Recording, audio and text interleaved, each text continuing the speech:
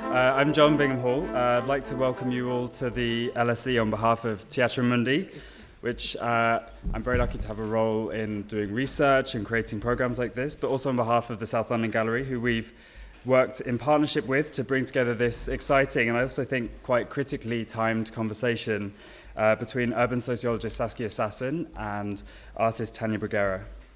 Both women, whether through research or artistic practice, are facing up to the new global reality of mass migration and the crisis in the rights of migrants to visibility and audibility in the cities they find themselves in.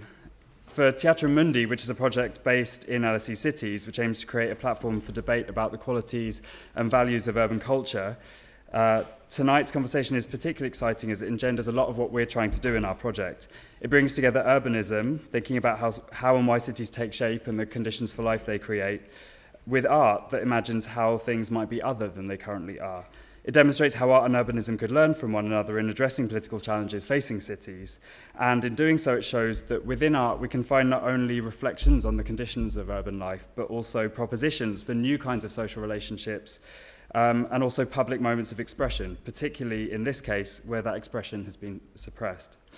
This speaks very much to the aims of our multi-year project Designing Politics, which takes the shape of a series of design challenges in cities around the world, asking artists, urbanists, activists, and so on, to answer questions such as, how can urban design stimulate our use of the right to free speech? Can we design the conditions for the emergence of a new urban commons?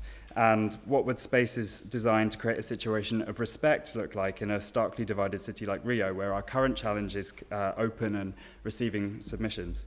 So I don't think that Saskia Sassen needs much introduction for many of you, but just to say very briefly that she's one of the leading thinkers drawing attention to the social and economic conditions that are creating this kind of reality of expulsions and global migration that I'm talking about. And I'll hand over in 1 second to Pablo León, who's going to say a little more about Tania Bruguera's presence here. But finally, I just want to say a huge thank you to the South London Gallery. I think it's very exciting to see a partnership like this between the Academy and an arts institution in stimulating public debate about some of our most urgent issues, especially given how poor the quality of that debate currently appears in the public realm. So we're very grateful to have been able to work with the South London Gallery, who have really made this happen. And I hand over to Pablo León for a brief moment. Thank you, everyone, for being here. I'm Pablo León de la Barra, and I'm the Guggenheim UBS MAP Latin America Curator. In the name of the Guggenheim and the South London Gallery, our partner for the exhibition Under the Same Sun at South London Gallery, I welcome you all here, and I thank Saskia and Tania for joining us tonight. I'm going to tell just a little bit about Tania before handing it to them. I wanted to find her bio on the internet, and I Googled Tania Bruguera bio, and her page was hacked, which is the kind of the normal things that happen to Tania for her activism in Cuba. Tania was born somewhere in the late 60s in Cuba. Since she was young, she started making art, moving to performance art and body actions. She slowly started to shift from performative actions in which she herself was the subject of these actions to a critique of the Cuban Revolution, specifically the failures of the revolution, the promises of the revolution, and Fidel itself. More recently, she has been doing a kind of performance that involves the social body, that involves critique of urban situations. Many of you might have seen recently at Tate Modern the reactivation of her 2008 performance, Tatlin Whisper No. 5, in which two policemen riding horses start to move and hoard the people inside the Turbine Hall. So really reactivating or acting as people, and people manifesting in the streets are treated sometimes by police forces. In 2009, during the Havana Biennial, she did Tatlin Whispers No. 6, in which she had a platform, a podium similar like this, mustard curtain behind, and a microphone, which allowed people in Cuba, in Havana, to say whatever they wanted for a minute, something that's normally not allowed to do in Cuba. This was done within the biennial, but of course it proves how Tania's work moves beyond the gallery and really kind of activates the society. The work, which was very problematic for her for doing it even within the art context, was attempted to be reactivated a year and a half ago, end of December, 31 of December of 2014, shortly after it was announced that the USA and Cuba were reestablishing relationships. That time, she attempted to reactivate the work not at an art space, but at what was called Jose Marti Square before the revolution, and now it's called Revolution Square. Tania was detained for attempting to do this and was placed under intense surveillance because of attempting to do this. She says about her work and the relationship between art, activism, and politics in her work that she seeks to transform audiences into active citizens. So really this kind of moving away from the contemplation of the art object into really transforming us as public into political active citizens. As part of her recent social practices, she ran Arte de Conducta, which was an art school or an art and activism school in Havana, which really kind of settled the ground for the new generation of Cuban artists that are working today. More recently, she has been developing the project Arte Útil, which happened at Van Aven Museum in Eindhoven and at MIMA in Middlesbrough, and really uses and takes further this idea that she's been developing of useful art that it's useful politically, socially, and makes us part of the action. More recently, in Cuba, she's been trying to open the Hannah Arendt School of Activism, which has caused her lots of problems, but which, knowing her, she won't stop until that school is open. Finally, for the last 5 years, she's been working in Queens, initially supported by the Queens Museum, developing the project Immigrant Movement International, which is really using the budget of art in order to create a space or a center where immigrants in Queens, especially Mexican, Bolivian, could have access and reclaim their rights and have access to a community space in which they could challenge their situation. It was because of this project that together with South London Gallery, we invited Tania to do a residency at the South London Gallery as part of the exhibition Under the Same Sun. She's been almost over a month here. And a lot of what she's been doing has been talking to different immigrant leaders and immigrant thinkers. Part of this is the conversation with Saskia, so we'll hear a little bit more about her own project and Saskia's thinking about current situation of immigrant, which of course has become super relevant in the current situation in England, something that we didn't plan when we thought about having Tania coming here. Tania's residencies, Tania's project, and Tania's talk is part of the bigger public program that we've been doing with the South London Gallery as part of the exhibition Under the Same Sun. If you haven't seen it, it's up until September 4, so we wait for you there. And really, this idea of pushing the limit of the gallery beyond the South London Gallery, beyond Peckham, and really activating it with different activities and programs within London and outside. Maybe some of you saw a few weeks ago the activation of Alfredo Jar at Piccadilly Circus of a logo for America. Yeah, no. And I think with this, I finish and really thank Saskia for being here, Tania for being here, and all of you. Thank you.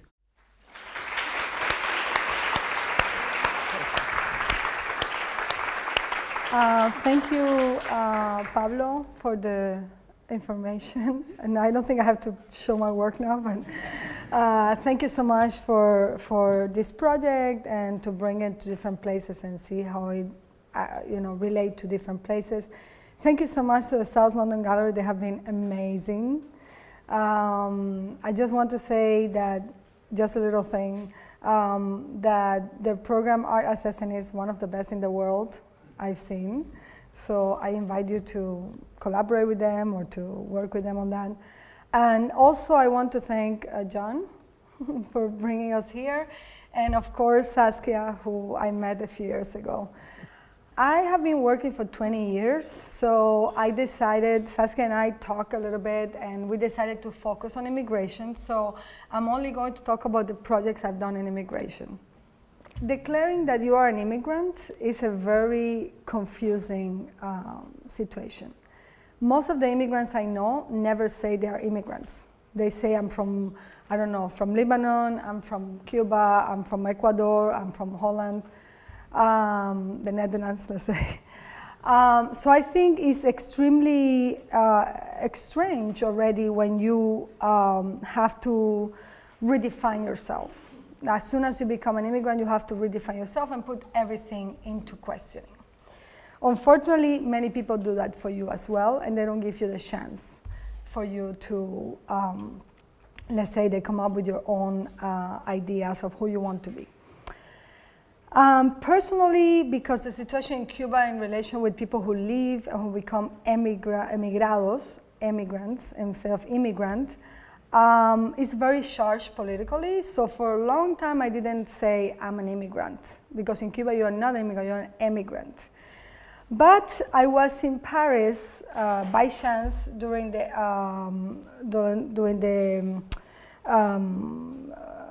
banlieue upburst, and it was extremely intense for me to see the news on the TV and then walk in the street with a friend and finding a gun, an actual gun that was broken in the street. And that was the moment when I realized that, you know, yes, we are immigrants, but the only thing they give us is violence. They take away from us ways of communicate, ways of negotiate, ways of coming up with different ideas.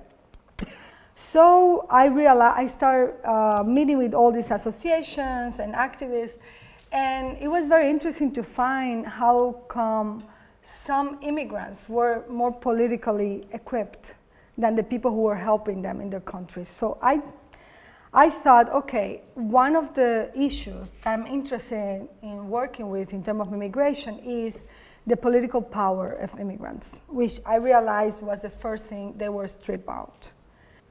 In 2011, I created this project. It's called Immigrant Movement International, that was working in the neighborhood of Queens, Corona, Queens, in the United States, New York. And the first action, the, let's say, inaugural action of seminar action of the project was to come up with a manifesto, like the Migrant Manifesto.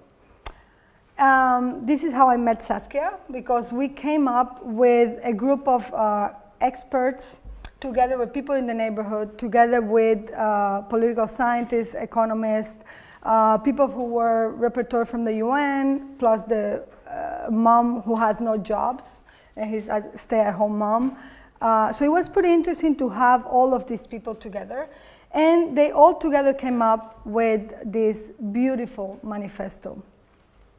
Some of the strategies we used was, of course, taking from other previous struggles. And for example, one of the people in the group said that one thing that they were reverting is the idea of naming, you know, how they name you negatively. And we decided to start with, we have been called many names: illegals, aliens, guest workers, border crossers, undesirables, exiles, criminals, not citizens, terrorists, thieves, foreigners, invaders, undocumented.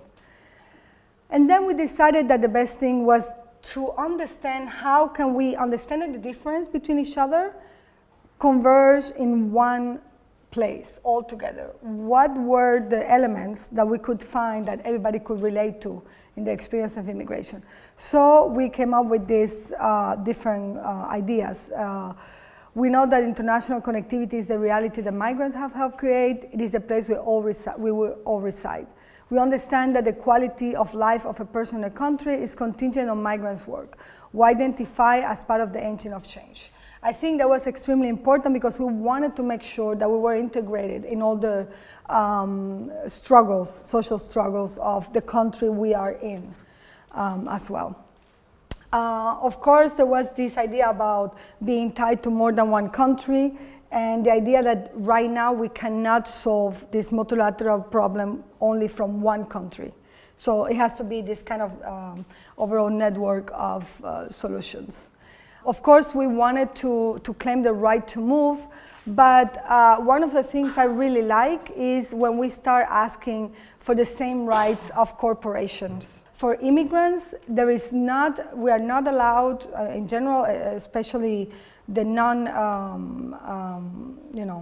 the people who are flying from wars and who are flying for economic wars and so on, they don't have the same opportunity these corporations have, but they decide, okay, I go here, I try for a year, let's say if it works, and then if not, I leave. So when you become an immigrant, you make a lifelong decision that sometimes you cannot undo. We also said that, and I think this was very important because, of course, the law is important, but we think sometimes the law is not fair, not just. So we say, we believe that the only law deserving of our respect is an unprejudiced law, one that protects everyone, everywhere, no exclusion, no exceptions. We condemn the criminalization of migrant lives. So I think with all of these points, we were trying also to come up with a counter narrative, especially one in which we really wanted, number 7, to value not only the working force of migrants, but understand that these people come with a cultural, social, technical, and political knowledge that we are eliminating, that we are not acknowledging. So we were really much interested in revisiting the figure of the immigrant. Of course, this is a no border manifesto, although many people in the group were not in favor of this, but in a way we wanted to acknowledge the damage borders are doing to this conversation, and we decided to say we are convinced that the functionality of international borders should be reimagined in the service of humanity. So we have also the idea of the commons, saying that the earth, of course, is for everybody. And the last one, which I really like, is we witness how fear creates boundaries, how boundaries create hate, and how hate only serves the oppressors. We understand that migrants and non-migrants are interconnected. When the rights of migrants are denied, the rights of citizens are at risk, which was Saskia's contribution in general, but that was her very specific point. Then we decided to come with the logo, which is Dignity Has No Nationality, which has followed the project all along. This is only a preview to establish the conversation, and I want now to welcome Saskia to do her presentation, and I'll come back. Yes. Well, I love that manifesto, and it really, when you have time, we should have had copies for everybody. When you have time, you can really move into each of those statements. There is a lot of depth, and I think it looks at the future. It doesn't look simply at our present. A lot of those clauses really, they're barely imaginable today, but I think we are going in that direction in bits and pieces, and we must also go. The language that we have, we have two subjects, the immigrant and the refugee, right? Recognized in law. Very different types of law. One is an international regime. When the refugee appears and has a legitimate claim, we see the refugee. When the immigrant appears, and the refugee law is an international law. Refugee, immigrant, every country has their own mishmash, and often it is truly a mishmash. There are contradictions there, they change this and they move that. So it's a bit arbitrary, but nonetheless, if you have a legitimate claim in the eye of the law, you are recognized. I have gotten very interested, and this also belongs to the future, in a third emergent subject. And that is a subject, when she appears at our border, she is invisible. Doesn't matter how much materiality there is, her body, the law cannot see her. And I think this third subject is the subject we're witnessing today in these migrations in Europe, in the migrations of children from Central America. I'm talking about, and this is Guatemala, Honduras, and Salvador, not Mexico. These are very specific new migrations. And the Rohingya in Myanmar, along with some Bangladeshi, etc. So there is sort of like a new emergent history.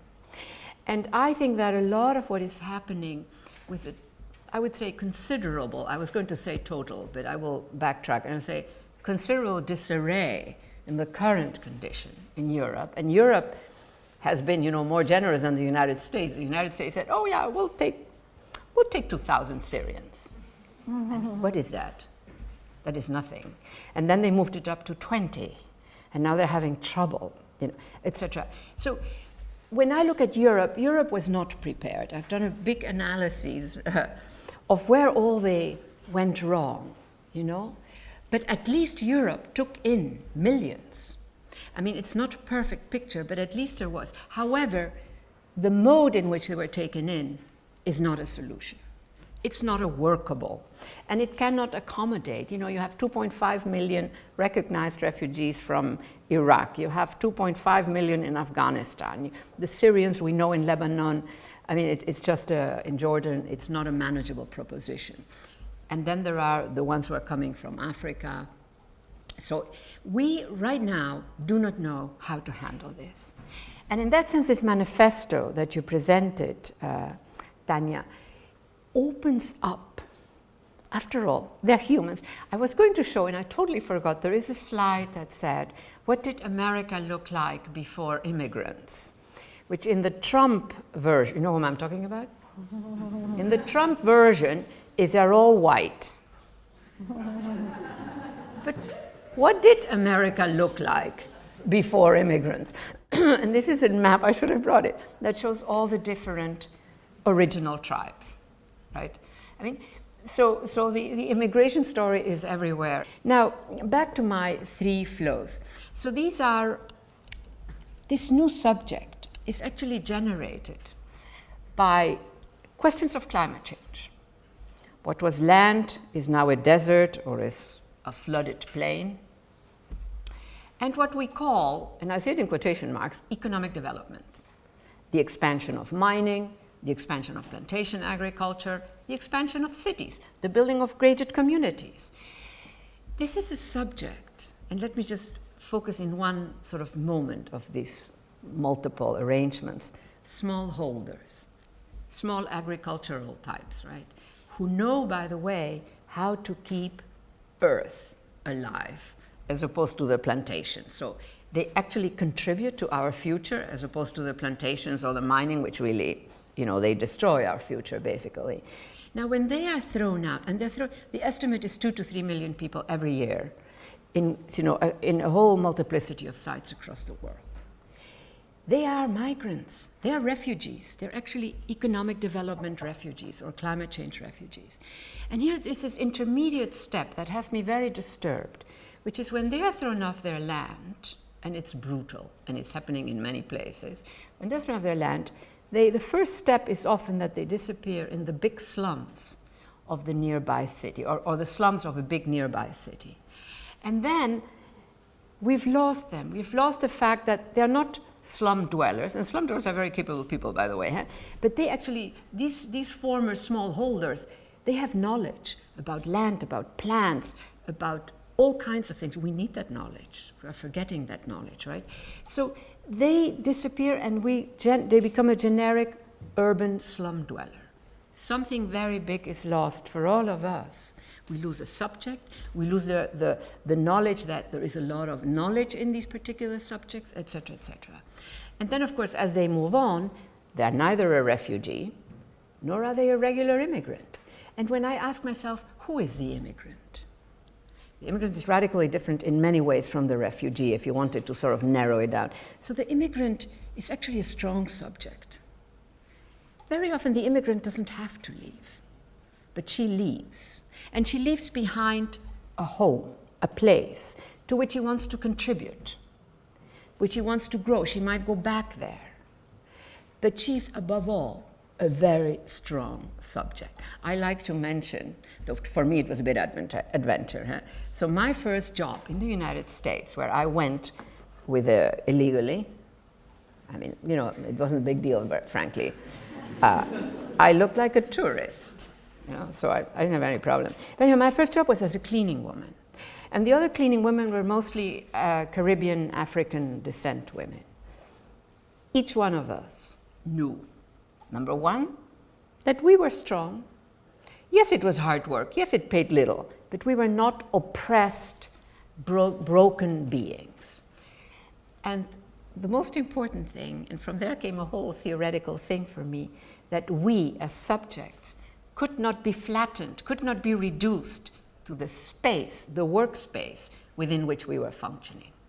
And in fact, most of the other women had training as nurses. I always say we need to develop a digital app that allows the members of a low-income community, in other words, a stressed-out neighborhood, if you want, to know what are all the knowledges present in that neighborhood. I know doctors, I know lawyers who have to wait a few years before they can get, accepted in the context of the United States. I'm sure it's happening in the UK as well. They have knowledge, but they're taking care of parking lots, that kind of stuff. The people in the neighborhood should know, we have a doctor, we have a lawyer. You know what I mean? Sort of that you begin to reposition the subject. You begin to see that the subject contributes and can contribute. Same thing with the fact that immigrants make jobs. And when you see who's against immigrants, like the Brexit, though that was a distorted discussion I thought about immigration, the ones who were so afraid were often people who lived in areas where there were not many immigrants, but where there was a loss of jobs. So, and this also, you see this in Germany. From that perspective, the immigrant means they're going to take away a job. If you're in London, you know immigrants make jobs. They make neighborhood economies, right? So this is also something, there is such level of confusion. Now, there are two types of flows, the ones that I mentioned, that are sort of different. And in that sense, they signal the making of new histories. And one of them is this is just the data source, is the movement of children by themselves out of, and it's mostly the capitals of these countries, Honduras, Guatemala, and Salvador, which, as you know, are some of the most violent places. Now, the typical explanation is the violence. I go digging. Violence doesn't just fall from the sky, ready-made. Violence is made through a variety of practices. One factor I want to mention, which connects with what I was saying, that these are sort of economic development migrants, the enormous amount of plantations, of the wood. Central America is one of the areas where you still have a big forest, though they're cutting it down. The violence actually started in rural areas by massive displacements of people who then arrived to fairly limited cities, the capitals of these countries, and they can't live. So the violence is actually partly generated by what looks, if you look at GDP per capita, as economic development. I don't know if you're with me, if you understand what I'm saying. So there is a real distortion there. Now, these children, and there is about, and let me just, while I talk, you can look at some of these figures. What is interesting here, the violet up there is Mexico. That goes down, and these three Central Americans go very high up. Then it falls down because the United States tells Mexico, set up controls in the southern barrier, the southern border of Mexico. And those controls were brutal, absolutely brutal. The United States are pretty brutal, but the Mexicans actually outdid the Americans, which was, we don't know how many were sold, we don't know how many died, we know very little. So what we know is that in terms of arrivals at the United States, it falls down radically. And now it's back up because the United States, under pressure from all kinds of human rights organizations, had to stop that modality in the South. Now these children, when you ask them, they say, I'm afraid. I'm afraid. They don't say, I want a better life. The youngest that we know about is 8 years old. And it's just fear. So these are horrible stories. This is not simply an immigrant. But this child will not be recognized as a refugee because there is no war supposedly going on. And partly they are there in cities, and partly the violence is explained by absolutely, the takeover of rural areas, rural economies, by these other types of, by plantations, etc. Now here are a few more. Here you see how it, grows. These are just these three flows. Now a second flow, Myanmar. So the Rohingya, I'm sure that some of you have heard of the Rohingya. They have been there for centuries in Myanmar. And they, no conflict, no nothing. Second actor that suddenly pops up. A particular group of Buddhist monks say at one point it is legitimate to kill the Rohingya. The Rohingya are Muslims. And a persecution happens, and you have a new migration. So just to situate the area, Myanmar, Thailand, etc. This is the Andaman Sea. I always say we have the Mediterranean as a very grand, operational space, and then we have the Andaman Sea, which has seen boats floating there with thousands of people slowly dying. Just what we saw in the Mediterranean every now and then, you saw there. But here is the interesting bit.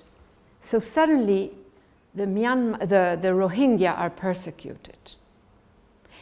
This stuff, again, it doesn't fall from the sky. One has to interrogate what other histories are being made.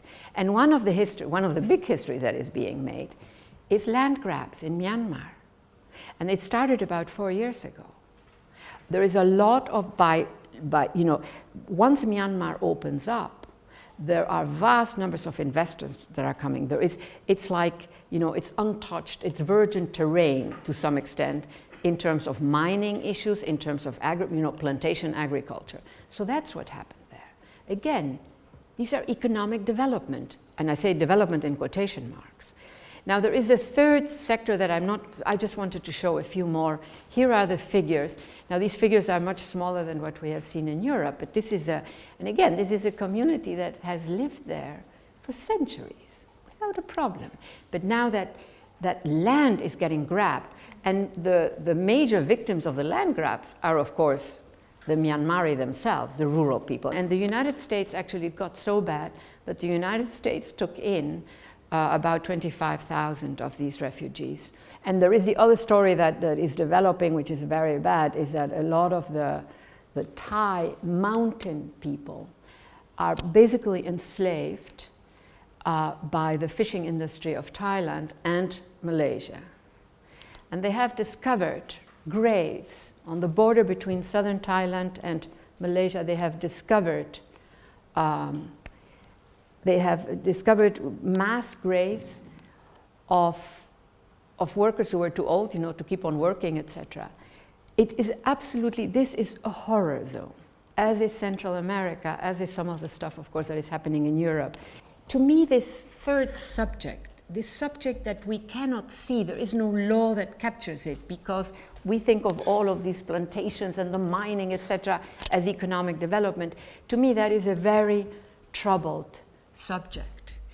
And it is one, I think, that the children are a bit that way too. They are neither here nor there. And it is one that we just don't think about. They are sort of invisible. Many of the people who are coming in from Asia into Europe are that kind of person. They are not all simply war refugees. And especially from sub-Saharan Africa, we have such people. So that for me is sort of one of the histories, if you want, in the making.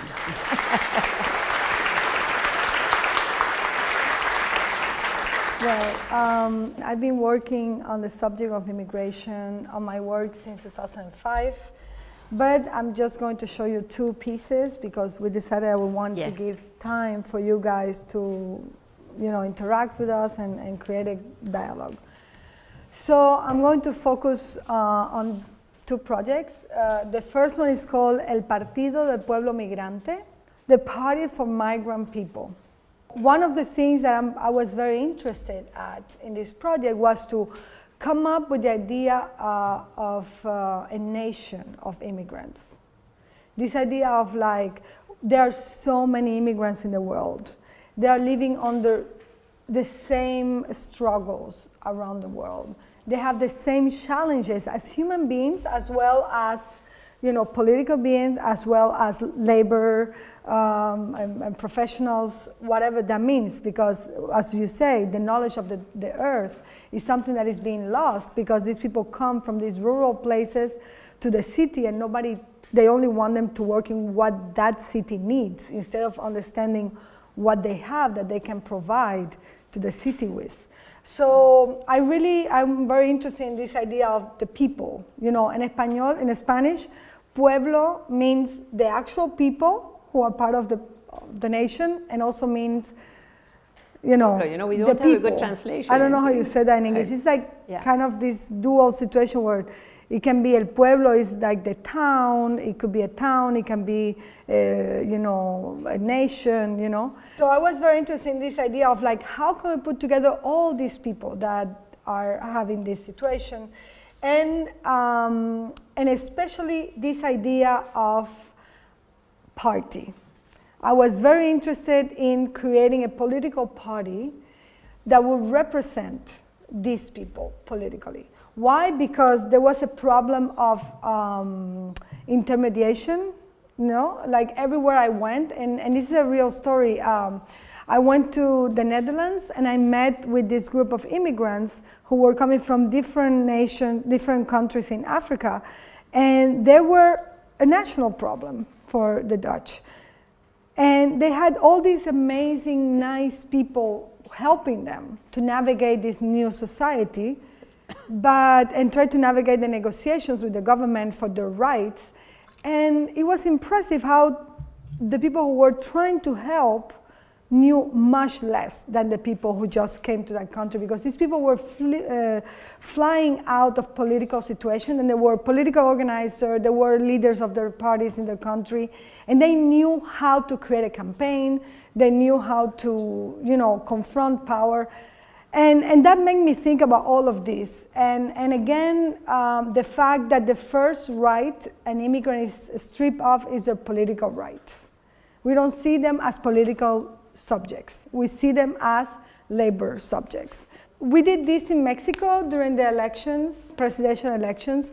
We were looking at what were the ways in which art can infiltrate political spaces to come up with different creative solutions or different approach to the imaginary of immigrants. And this is one of the actions where we had 100 voceros. Anybody know what that is? Yeah, okay. So this vocero is a very peculiar job in Latin America, especially in Mexico. I don't know if you have that here, where people are in the street shouting the news, the headlines of the news, and in order for people to get their attention and buy the newspaper. And so they're not always shouting the same headline. Yeah, sometimes they repeat over and over and over the same.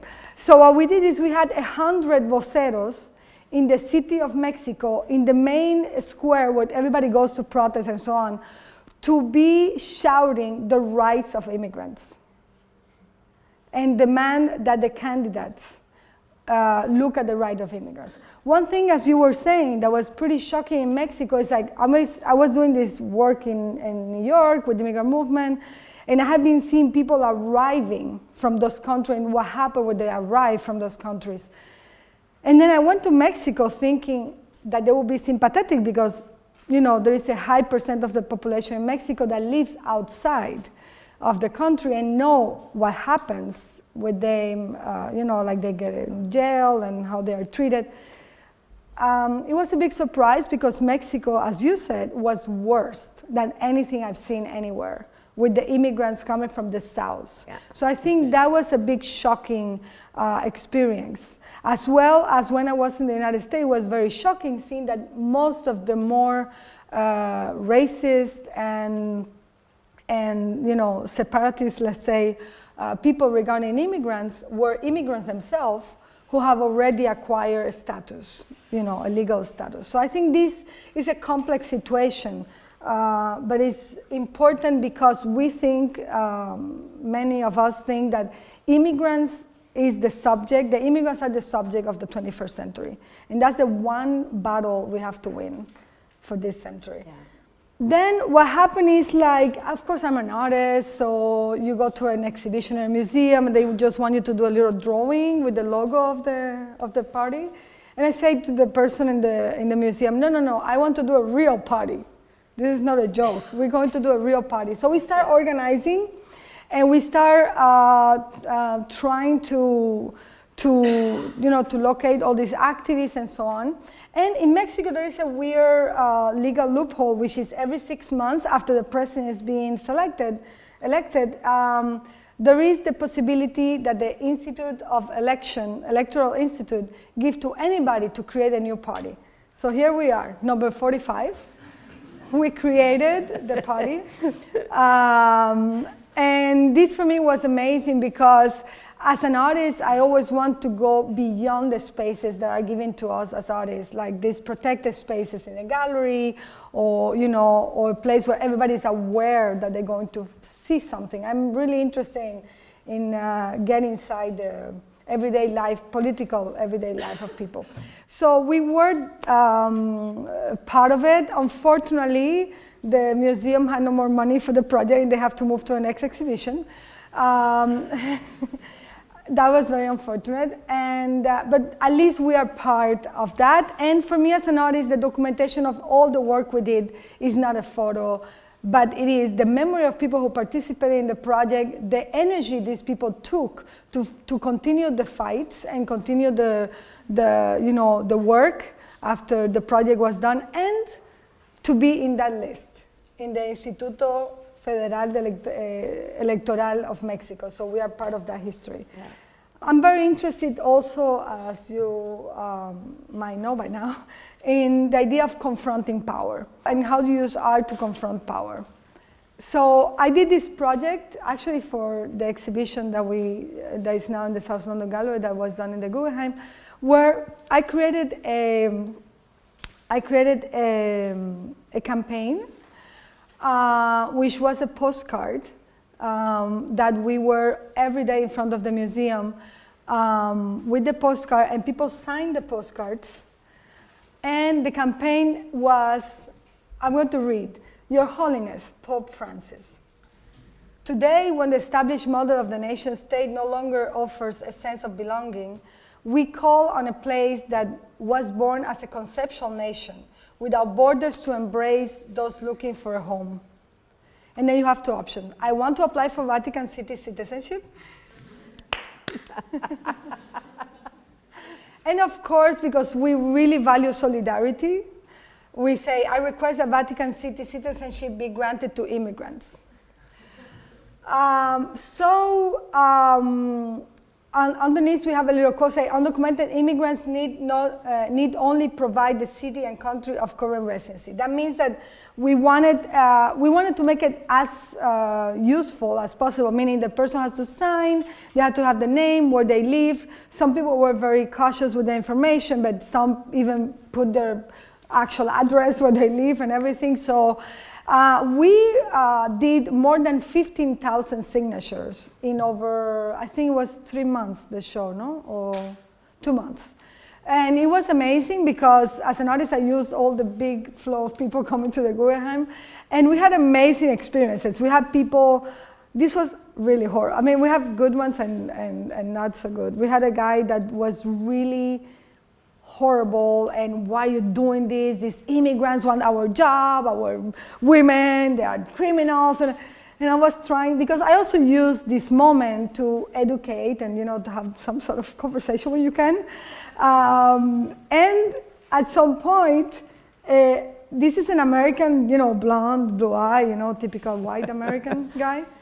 And then all of a sudden this Asian woman comes, honey, and he was having an immigrant girlfriend.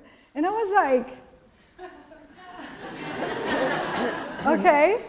And then I said, the only time I was religious at this project was when I say, please God, liberate her from this guy. I'm using, let's say, or referencing the Vatican for two reasons. First of all, because it is a kind of conceptual place. I mean, it's a conceptual nation. Like this idea of let's rethink the nation state, which I know a lot of people are not agree with this. But this idea, what are the nation states? These are fictions that we have created. These are agreements that we have created. No, in fact, what you are describing here, when I look at the world now, I see, sure, we have the interstate system, right? But we also have other geographies that are getting shaped. Some of them are corporate, and they cut across with great ease, all kinds of barriers and distinctions, and they include very particular parts of countries. So if you look at the corporate, high level, etc., it's quite interesting. It's a kind of imperialism that is quite different from the past imperialism, where if you think of Britain, they wanted the whole of Africa, right? This new kind of imperial geography is they just want the extractive moment, and when they're done with extraction, they're out of there. Exactly. Now, migrants, in fact, the migrants and the refugees, they also make geographies. We see that very clearly also in the case of Europe now. And it would be very interesting, actually, to think of those geographies as spaces that are made by the migrants. And that somehow, out of that must come another narrative than simply saying you're crossing a border. And of course, you can look at all kinds of current, we academics were continuously traveling around. So I really, but the best part, I think, is the Vatican. Why not? I mean, well, one of the reasons, as you say, absolutely, there are all these, all the geographies that we create. And this is why we use the logo of the project is the Pangaea. So it's funny because I didn't treat very well Europe, as you see, but this idea of when everybody was in the same, a piece of the same land before it separated, there was no borders. There were and this idea that we use in the manifesto, the earth is a common, belongs to everybody. But the idea of using the Vatican had this idea of the conceptual nation, but also the fact that many, many times we approach immigration with a charity attitude. Why? Because, I'm not saying this wrong to help people, but immigrants don't need your charity. They're strong subjects. Exactly. They need jobs. They need for you to give them a chance. And they'll make jobs. They'll make neighborhood economies. And they come up with things. They come up with their own ways of creating economies and their own way of knowledge. But in this case, of course, the Vatican and the church is very well known for the charity work. So basically, we were asking, we don't want charity. We want the papers. We want our papers. And of course, because the Vatican is what it is, I started research. They don't have that many people in there. And also because it's a conceptual nation. But even more interesting, they own properties all everywhere. Over. Exactly. And those are they're huge. They would accommodate quite a few people. In every country. They can accommodate. Many countries, that is correct. One more thing is I think it was very interesting, the idea of the Vatican Passport as well. Yeah. This idea of then you don't need visa for anywhere. It reminds me of the Anson Passport. Do people know what that was? They invented, that was the first passport that was invented. This goes way, way back when. Well, it was great. This is really. But anyways, there is a website. It's called www.dignityhasnonationality.net. It is still open for more signatures. And we are in the process, if anybody in here knows him, we are in the process to contact the Pope to give him all the postcards. So now we do questions, I guess. Okay, right? I think she was first and then you. Why couldn't you work on forcing governments to implement these corporations that move into these particular places in Africa to actually do the homework and, provide a support system for the people they're displacing and to pay for it all? Well, I'm working on that. This is what I mean. That is why I emphasize this is a subject that we have not recognized. Mm-hmm. It's neither here nor there. And so we have to develop regimes. I also think that the UNHCR has to change a bit. What's that? That is the refugee regime. That is was made out of wars. Our wars are no longer that way. Our wars today are asymmetric wars. Exactly. So when we talk about these different geographies, there are many ways in which one can make an argument that there are new geographies that are very active, that are far more significant often, than the continental edges or the edges of countries. And the other thing, so in the refugee regime, I think what you just said is extremely important. Most of the refugees are more highly educated than the average citizen. They come with knowledge. Give them a chance. So we have a whole effort now going. And they have those ambition. abandoned or semi-abandoned villages in Italy, in the northeast of Germany, etc. This is your village. One person did it in south of Italy. They said, this is your village. And they took over. And at the beginning, the few elderly people who were left, they were a bit, what is this? And they sang, they weaved, and they reinvented it. And so the schrumpfende Städte, that whole situation in northeastern Germany. But anyhow, there's a lot of abandoned land. I know a group of techies who wound up going to an abandoned village in the north of Spain. It took them 2 years, and they transformed it into an agricultural production, very smartly done. They're very smart people. So when you begin to look at it that way, it is about new ways, new logics of incorporation, rather than this national passport, as the only sort of... And the idea of the disposal, like these people are disposal. Like I remember going to Israel and they were importing these Asian young women because they needed people to take care of the elder. Oh yeah, that is a big deal. Right? That's right. And then as soon as that's done, now you have to leave. Well, I'm sorry, I spent 10 years of my life here. I created a life, you brought me here, right? So I think it's pretty interesting, this idea of the disposable bodies. I'm interested in Saskia's troubled but strong subject and your notion of the political subject. And I'm thinking of the work of somebody like Wendy Brown, but also Etienne Balabar. The way they think financialization and the effect on the subject no longer being a subject, but being a speck of human capital. Because of the mode of reason, biopolitics and governance of financialization, and the speck of human capital being able to be understood exclusively as self-enhancement for the purposes of credit seeking and investment. And the idea is that something in the subject has been lost, and they all agree that we have to find the other of biopolitics. We have to find an art practice that is the other of the biopolitics of financialization. So the big question is, for them, is you have to think the subject, if one wants to think about a new left, or think about the commons, whether one's thinking about representation or association. Yeah. So both of you seem to harness the importance of reactivating the subject away from being just the speck of human capital. I think I'm going to go to the work I've done, be specific, illustrate with the work I've done. In Immigrant Movement International, this project I've been doing since 2011, it was a big school, let's say for me, and one of the things I learned is that this subject are ready to be responsible. They are ready to be responsible. And they are ready to commit.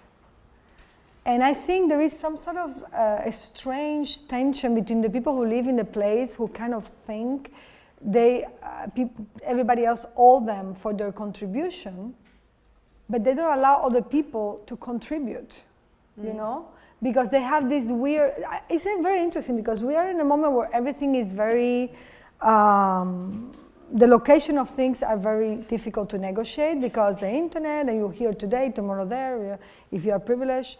But it seems that when immigrants come to a place, the people in the place really want to make sure you're staying there forever, right? To make sure the investment is worth it. But corporations don't do that. No. They create a different subjectivity of not pertinence, but use. Of the, So I do a lot of stuff on finance. So I think that Wendy, I know their work, of course I know them both. Wendy and Etienne Balibar, are really adorable. But finance, I always say finance is the logic of extraction. And our current period is marked by think Google. Google is an extractive sector. We didn't think only mining is extractive. No. And finance is radically different from traditional banking. The traditional bank sells something it has, money for an interest. Clean operation, we all need it. Finance sells something it does not have. And in selling what it does not have becomes dangerous. Because and for instance, it has nothing to do with microeconomics or macroeconomics, it is algorithmic math. I've done a lot of research on all of this. Goldman Sachs, in the back room, the back room? The back room is where the secretaries used to sit, 100 physicists. Now, I adore physicists, but many of them, after they're 30, they have done their inventions, it said they don't know what to do with themselves. And you see them, they're sitting, and they're beautiful people. And these instruments are extraordinarily complex. And that is the tool with which finance invades other sectors. So finance is basically, you can call it predatory, extractive is a bit more gentle. In other words, when you think of something extractive, once finance has, like the subprime mortgage, 15 million, according to our central bank, the Fed in the United States, 15 million households lost their homes in an operation that was presented as a mortgage and had nothing to do with a mortgage. They were using those people, they camouflaged the little mortgages to have an asset. When the high-level financial investment circuit said, please, enough of a derivative based on another derivative, give me an asset, backed security. Well, all that was left in the United States were very modest households. And the head of the Fed, he said it. This is criminal, and it's now declared illegal, that instrument. Now, the physicists, they developed it.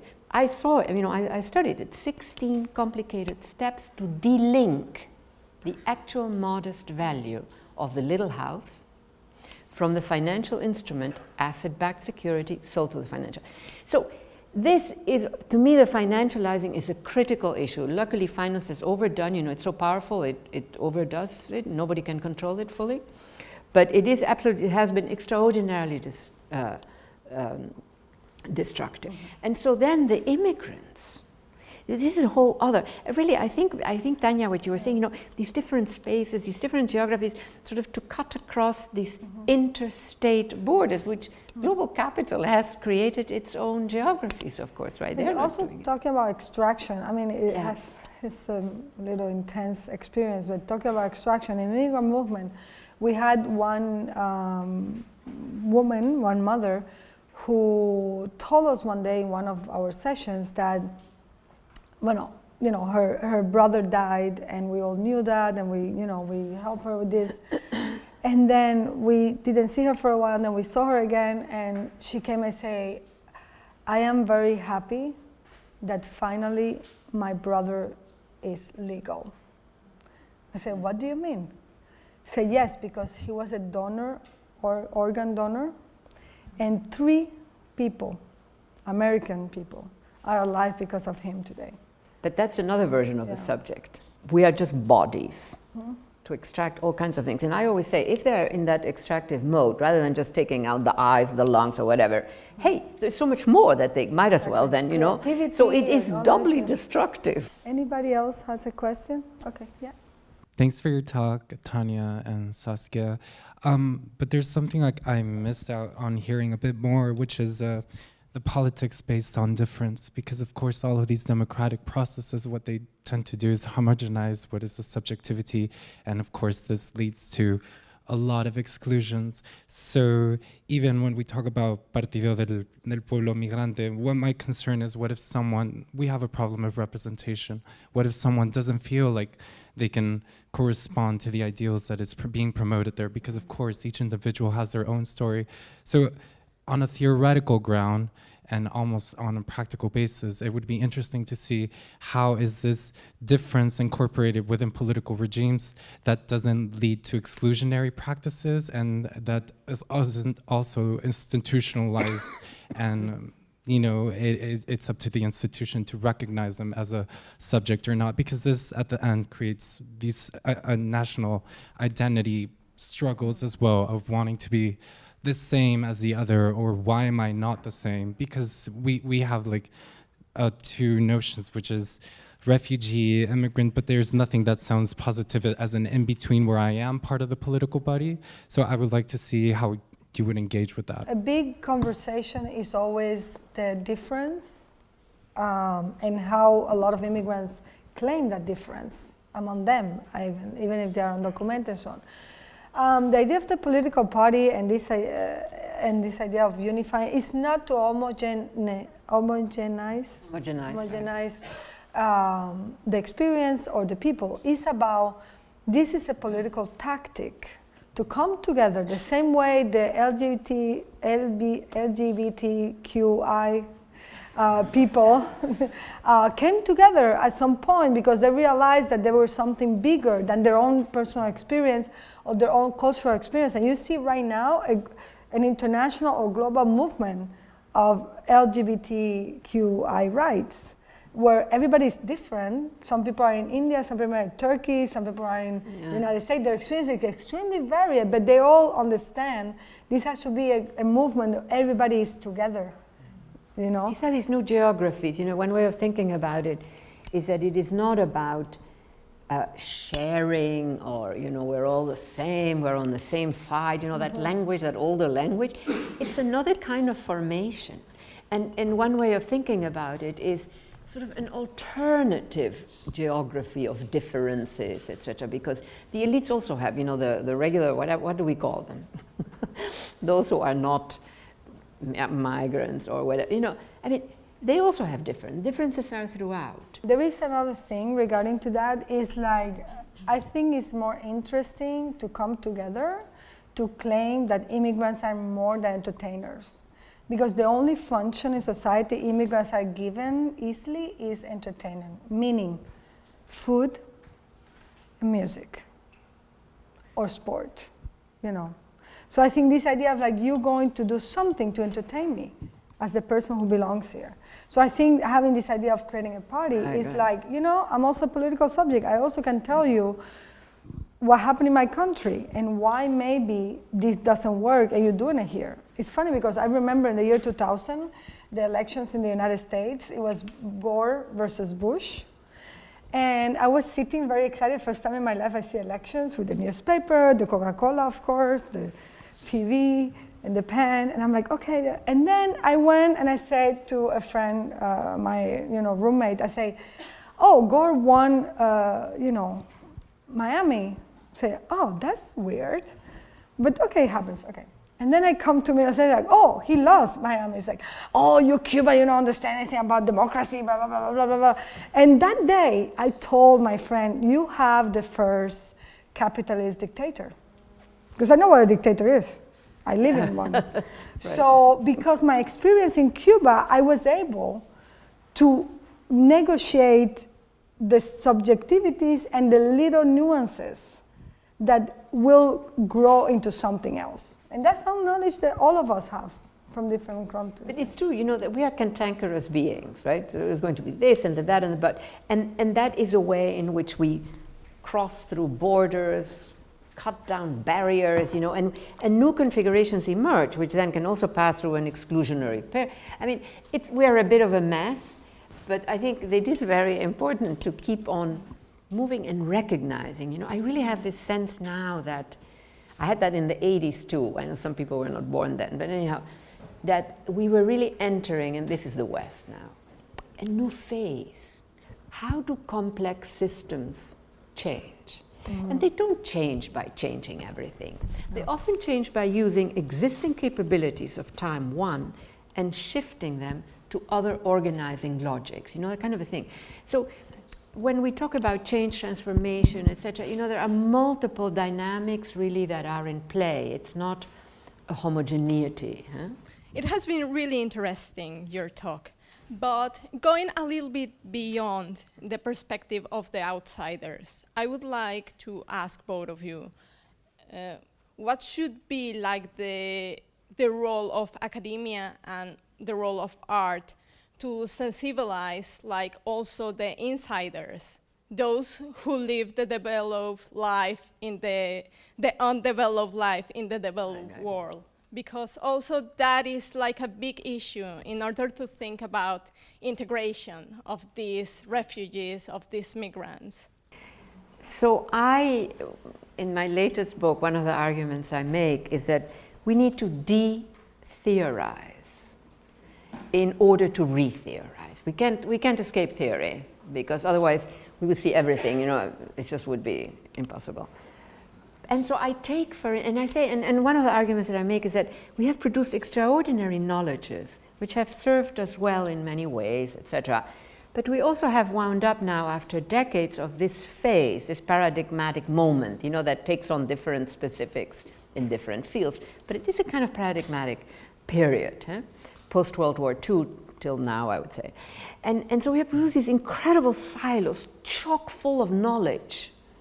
And because they're chock full of knowledge, one after the other, different disciplines, you can't just say, this stuff is not valid, let's just throw it out. You can't. You just, there are so many rigidities. So back to this question of how do complex systems change. Let's say you take something like the gold mines in Montana, which are an absolutely disastrous history it's an old history, full of total abuse of nature, etc. And you take the Norilsk nickel-producing complex in the north of Russia, which has a deep communist history, started as a gulag, and is the major nickel-producing thing in the world. And so we are still caught up in the academy in this interstate system. And so we see one as a communist, blah, blah, and the other one, capitalism. I say no. If we really interpolate that knowledge we have about these two worlds, and we stand back, and I ask, what really matters about these two today? One answer, quick, that they're both extraordinarily capable of destroying the environment. And that is a way sort of flattening it out with all those old histories and silos and borders, and just what is. And so interpolating the present, which was your question, you the swarm person, your question was that kind of a question in a way, right? Sort of working with all these other things, all these transversalities, and sort of a horizontalizing of the question rather than, anyhow, that is sort of one practice that I engage in, as an academic, and it actually works rather interestingly. I have my critics, clearly, but yes. I think what I have done with art and the issue of migration, what I've seen all the people doing with art regarding the issue of migration is few things. The first thing is understanding that through art, these subjects can own the future. Because art gives those people the opportunity to look beyond the everyday reality. Mm-hmm. So they can actually look at themselves differently and start trying to exercise their own identity through art, the one they want, not the one that is imposed to them. So I think that's one thing. The other thing is that I feel that through art we can create a unity that otherwise is not possible in political parties or social, even like activist group, who this group don't talk to that group. I mean, why? Because art brings together one commonality, which is the human experience. And it's the humanity we all have to share. Like this kind of like all these stories I told you today were things that actually happened. And every time I told those stories to people, and other stories, we have many, many stories on Immigrant Movement that everybody understands. So everybody go beyond like this kind of power relationship and power dynamic. For example, this is a pin that I created because the pin. Every time that we were talking with people, they went directly to the law and to the way the law has affected immigration. And we say, let's forget the law for a moment. Let's talk about human respect. And that's what art does, That's good. And of course, through arte útil. Why? Because arte útil is a way we have found in which people who are not artists, because there is this idea like, I don't know anything about art, I don't know how to you know. So I think what we do is we bring art as a tool, not as all the knowledge of our history they have to know to understand one image. We just say art is a tool, and you can use it, and you can incorporate your own statement through that tool. So we use art. We don't impose the history of art. We use all the history for people to have in their hands. Okay. So, yeah. Thank you. One person. Yeah. Is that good? Well, I just have like a small doubt. Maybe I didn't explain myself properly, but we are talking like in the city.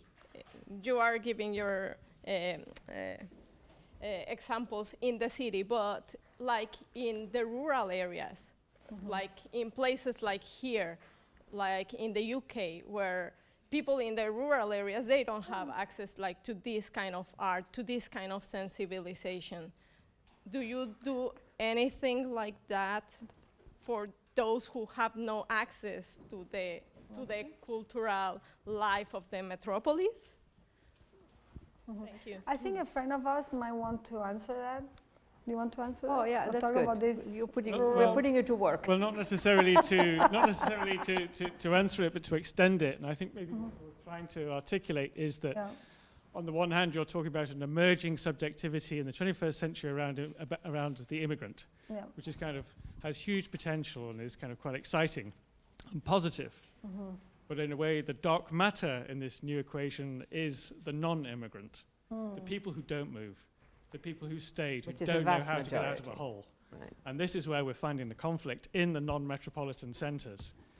And so I think maybe the question is, what is the potential through this methodology to rethink those non-immigrant, non-migratory communities who, in a way, need also to be liberated through the same mechanisms? Right. So when I used to teach here at the London School of Economics, that was like 10 years ago or something like that, it was full of mostly foreign Europeans, but not UK people.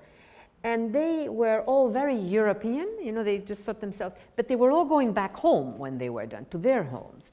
And so I see this new space, again, an operational space for a new generation that, of course I'm European, just to stick with Europe. Yeah, but, and of course I want to live in Poland. That kind of a thing. So it's not, I'm Polish, it's something else. So that the geography where they wind up, having a family, etc., is just one moment in a space that they consider their space. I've seen that with a lot of these young, they're mostly, of course, I'm talking now about university students, right? But I was really struck by that, how they said, I'm a European. And then when I would sort of, and then they all wound up mostly going back to their home countries. It could be Germany, it could be, and so that is another variant. You see that, yes, there is still this sense of home and whatever it is, but there is also that other persona. And then when you add digital space, because digital also is creating extraordinary connections. And when you are in digital space, it's a kind of minimalism. And that minimalism enables a notion of membership. It's when you have the thick subject that it really becomes difficult.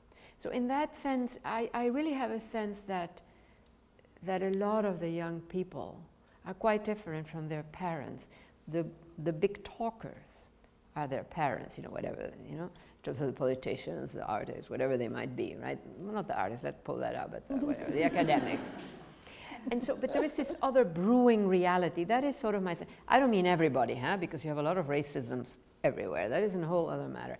But I do see this other emergent zone, that, anyhow. Yeah, no, I agree, and I totally agree with that. But I think there is also this problem of power dynamics. And I mean, if we go to the future, like ideal future, I think maybe people would not be, this is an artist talking, right?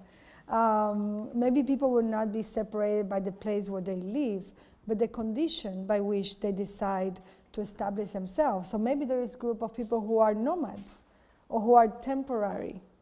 I always say I'm a nomad. I'm a nomadic, yeah. When I am for one day in Istanbul, Istanbul is less likely nowadays, but somewhere, I put myself down, my friends come and say, let me show you the city. He said, no, I'm just putting my tent down right here in the cafe, on the sidewalk, and this is where I want to spend my day here.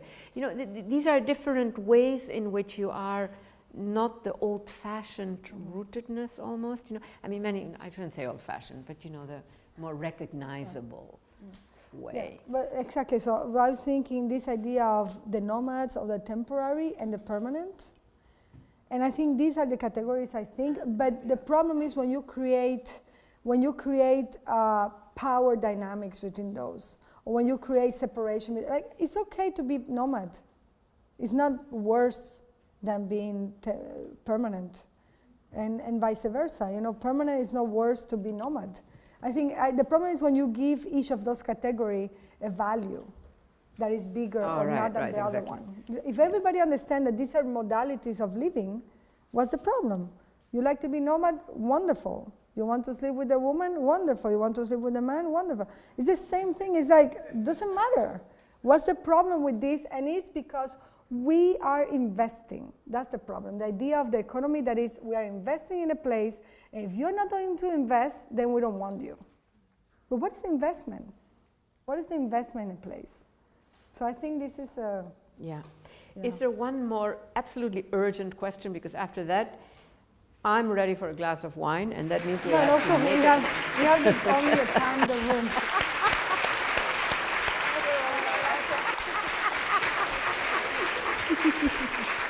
So thank you again to Saskia Sassen, our dear old friend, Tania Bruguera, our new friend, everyone from South London Gallery, Pablo, and thank you all for coming and being so attentive, and good night.